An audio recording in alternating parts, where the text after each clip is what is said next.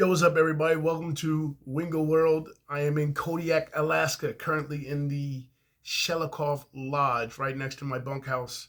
Um, Today we had off today, a day off finally. After 37 days, we got a day off, and that means everybody's in the room. So I needed some peace and quiet. I rented a room right next door to the bunkhouse at the Shelikoff Lodge. So I'll be here for a day or two until we go back to work.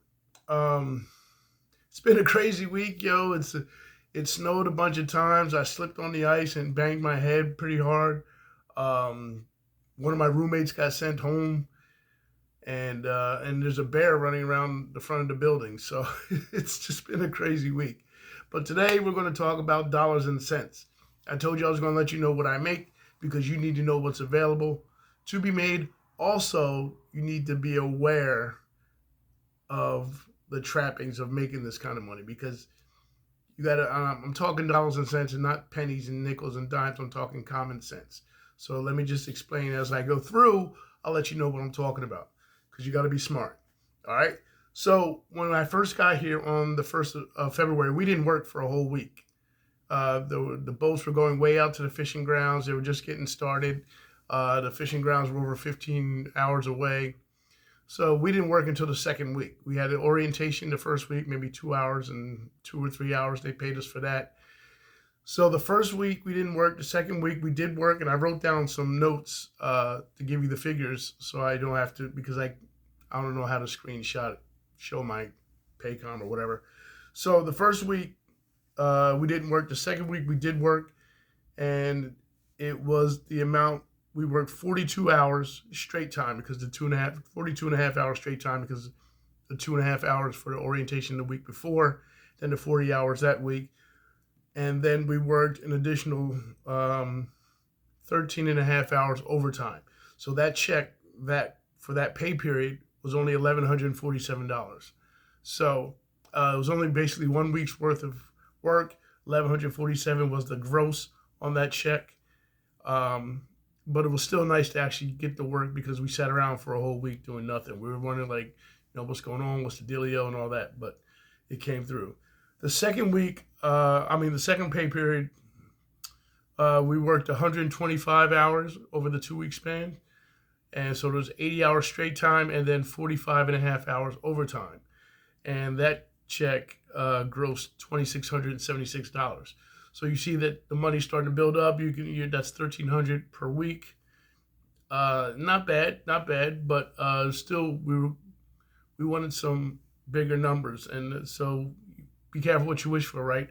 The third week we worked 159 hours, 80 of it straight time, 79, 80 straight hours, 79 overtime hours. We were exhausted. That check was $3,589 over a 2 week span. That's the size of that check.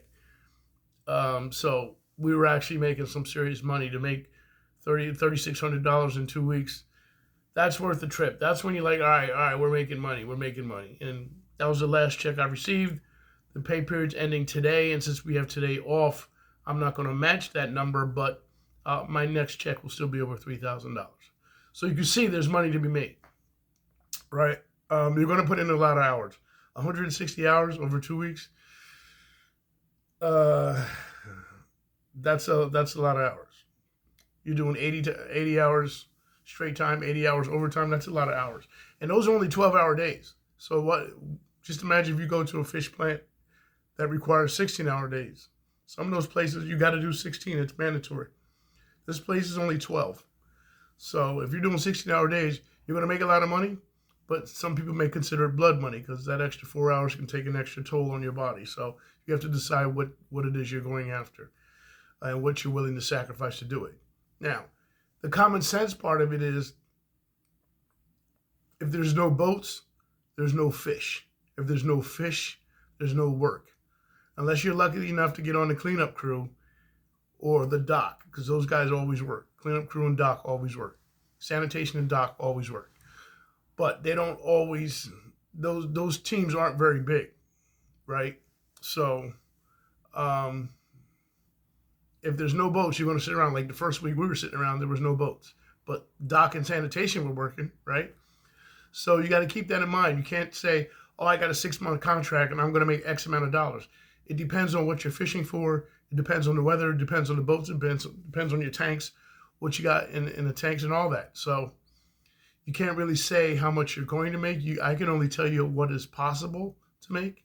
And I'm doing a $3,000 per check right now. But we're leaving pollock season. We're going into herring season. Herring season's hit or miss. Like some days may not be long, or we may not work every day, or the boats may not be catching as much. I hear herring season's hit or miss. So we don't know. I may not get $3,000 checks in the month of April. So you should keep that in mind. Whatever your fish plant, whatever your job, your company is fishing for, if it's fish, crab, whatever, right? We don't do crab here, but some places do crab. And if Alaska Fish and Game says you can't fish this kind of crab, then your place isn't going to make that much money. You're not going to work that many hours.